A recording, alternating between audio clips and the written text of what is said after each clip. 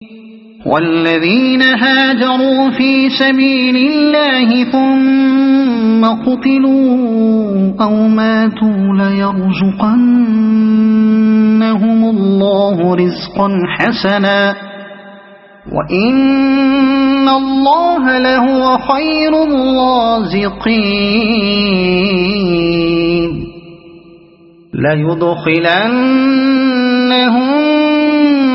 مدخلا يرضونه وإن الله لعليم حليم ذلك ومن عاقب بمثل ما عوقب به ثم بغي عليه لينصرنه الله إن الله لعفو غفور۔ اور جن لوگوں نے اللہ کی راہ میں ہجرت کی پھر قتل کر دیے گئے یا مر گئے، اللہ ان کو اچھا رزق دے گا، اور یقیناً اللہ ہی بہترین رازق ہے۔ وہ انہیں ایسی جگہ پہنچائے گا جس سے وہ خوش ہو جائیں گے، بے شک اللہ علیم اور حلیم ہے۔ یہ تو ہے ان کا حال، اور جو کوئی بدلہ لے ویسا ہی جیسا اس کے ساتھ کیا گیا اور پھر اس پر زیادتی بھی کی گئی ہو تو اللہ اس کی مدد ضرور کرے گا۔ اللہ معاف کرنے والا اور درگزر کرنے والا ہے، حلیم ہے۔ علیم ہے یعنی وہ جانتا ہے کہ کس نے فی الحقیقت اسی کی راہ میں گھر بار چھوڑا ہے اور وہ کس انعام کا مستحق ہے۔ حلیم ہے یعنی ایسے لوگوں کی چھوٹی چھوٹی لغزشوں اور کمزوریوں کی وجہ سے ان کی بڑی بڑی خدمات اور قربانیوں پر پانی پھیر دینے والا نہیں ہے، وہ ان سے درگزر فرمائے گا اور ان کے قصور معاف کر دے گا۔ اللہ اس کی مدد ضرور کرے گا۔ پہلے ان مظلوموں کا ذکر تھا جو ظلم کے مقابلے میں کوئی جوابی کارروائی نہ کر سکے ہوں، اور یہاں ان کا ذکر ہے جو ظالموں کے مقابلے میں قوت استعمال کریں۔ امام شافعی رحمۃ اللہ علیہ نے اس آیت سے یہ استدلال کیا ہے کہ قصاص اسی شکل میں لیا جائے گا جس شکل میں ظلم کیا گیا ہو۔ مثلا کسی شخص نے اگر آدمی کو ڈبو کر مارا ہے تو اسے بھی ڈبو کر مارا جائے گا، اور کسی نے جلا کر مارا ہے تو اسے بھی جلا کر مارا جائے گا۔ لیکن حنفیہ اس بات کے قائل ہیں کہ قاتل نے قتل خواہ کسی طریقے سے کیا ہو، اس سے قصاص ایک ہی معروف طریقے پر لیا جائے گا، اور درگزر کرنے والا ہے۔ اس آیت کے دو مطلب ہو سکتے ہیں اور غالباً دونوں ہی مراد ہیں۔ ایک یہ کہ ظلم کے مقابلے میں جو کشت و خون کیا جائے وہ اللہ کے ہاں معاف ہے، اگرچہ کشت و خون بجائے خود اچھی چیز نہیں ہے۔ دوسرے یہ کہ اللہ جس کے تم بندے ہو عفو درگزر کرنے والا ہے، اس لیے تم کو بھی جہاں تک بھی تمہارے بس میں ہو عفو درگزر سے کام لینا چاہیے۔ اہل ایمان کے اخلاق کا زیور یہی ہے کہ وہ حلیم، عالی ظرف اور متحمل ہوں۔ بدلہ لینے کا حق انہیں ضرور حاصل ہے، مگر بالکل منتقمانہ ذہنیت اپنے اوپر طاری کر لینا ان کے لیے موضوع نہیں ہے۔ ذلك بأن الله يولج الليل في النهار ويولج النهار في الليل وأن الله سميع بصير۔ یہ اس لیے کہ رات سے دن اور دن سے رات نکالنے والا اللہ ہی ہے اور وہ سمیع و بصیر ہے۔ یہ اس لیے اس پیراگراف کا تعلق اوپر کے پورے پیراگراف سے ہے، نہ کہ صرف قریب کے آخری فقرے سے، یعنی کفر و ظلم کی روش اختیار کرنے والوں پر عذاب نازل کرنا، مومن و صالح بندوں کو انعام دینا، مظلوم اہل حق کی داد رسی کرنا، اور طاقت سے ظلم کا مقابلہ کرنے والے اہل حق کی نصرت فرمانا، یہ سب کس وجہ سے ہے؟ اس لیے کہ اللہ کی صفات یہ اور یہ ہیں۔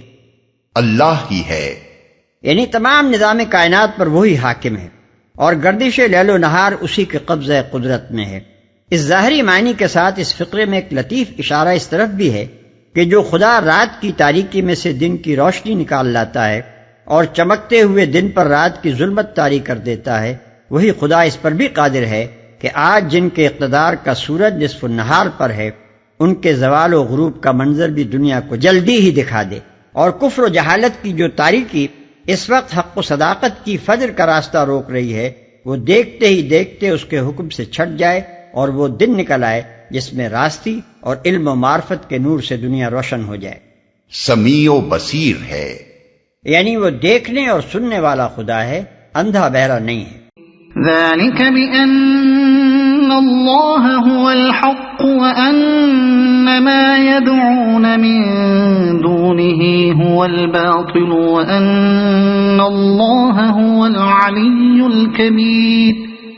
یہ اس لیے کہ اللہ ہی حق ہے اور وہ سب باطل ہیں جنہیں اللہ کو چھوڑ کر یہ لوگ پکارتے ہیں، اور اللہ ہی بالادست اور بزرگ ہے۔ یہ لوگ پکارتے ہیں، یعنی حقیقی اختیارات کا مالک اور واقعی رب وہی ہے، اس لیے اس کی بندگی کرنے والے خائب و خاسر نہیں رہ سکتے، اور دوسرے تمام معبود سراسر بے حقیقت ہیں۔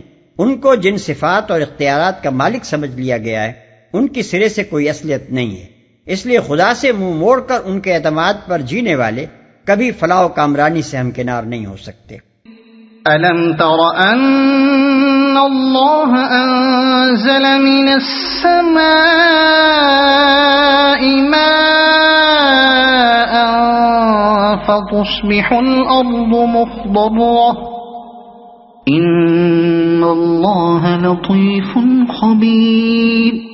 کیا تم دیکھتے نہیں ہو کہ اللہ آسمان سے پانی برساتا ہے اور اس کی بدولت زمین سرسبز ہو جاتی ہے؟ حقیقت یہ ہے کہ وہ لطیف و خبیر ہے، زمین سرسبز ہو جاتی ہے۔ یہاں پھر ظاہر مفہوم کے پیچھے ایک لطیف اشارہ چھپا ہوا ہے۔ ظاہر مفہوم تو محض اللہ کی قدرت کا بیان ہے، مگر لطیف اشارہ اس میں یہ ہے کہ جس طرح خدا کی برسائی ہوئی بارش کا ایک چھینٹا پڑتے ہی تم دیکھتے ہو کہ سوکھی پڑی ہوئی زمین یکایک لہلہا اٹھتی ہے، اسی طرح یہ وحی کا باران رحمت جو آج ہو رہا ہے ان قریب تم کو یہ منظر دکھانے والا ہے کہ یہی عرب کا بنجر ریگستان علم اور اخلاق اور تہذیب صالح کا وہ گلزار بن جائے گا جو چشم فلک نے کبھی نہ دیکھا تھا۔ وہ لطیف و خبیر ہے۔ لطیف ہے یعنی غیر محسوس طریقوں سے اپنے ارادے پورے کرنے والا ہے۔ اس کی تدبیریں ایسی ہوتی ہیں کہ لوگ ان کے آغاز میں کبھی ان کے انجام کا تصور تک نہیں کر سکتے۔ لاکھوں بچے دنیا میں پیدا ہوتے ہیں، کون جان سکتا ہے کہ ان میں سے کون ابراہیم ہے جو 3/4 دنیا کا روحانی پیشوا ہوگا، اور کون چنگیز ہے جو ایشیا اور یورپ کو تہوبالا کر ڈالے گا۔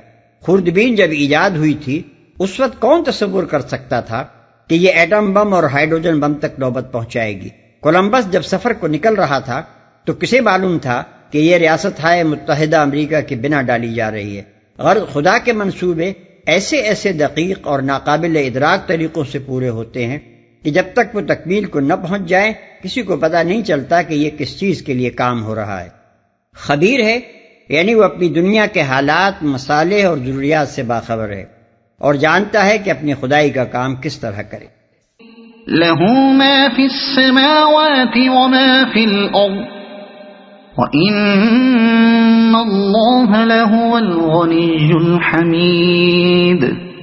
اسی کا ہے جو کچھ آسمانوں میں ہے اور جو کچھ زمین میں ہے، بے شک وہی غنی و حمید ہے۔ وہی غنی ہے یعنی صرف اسی کی ذات ایسی ہے جو کسی کے محتاج نہیں، اور وہی حمید ہے یعنی تعریف اور حمد اسی کے لیے ہے، اور وہ اپنی ذات میں آپ محمود ہے، خواہ کوئی حمد کرے یا نہ کرے۔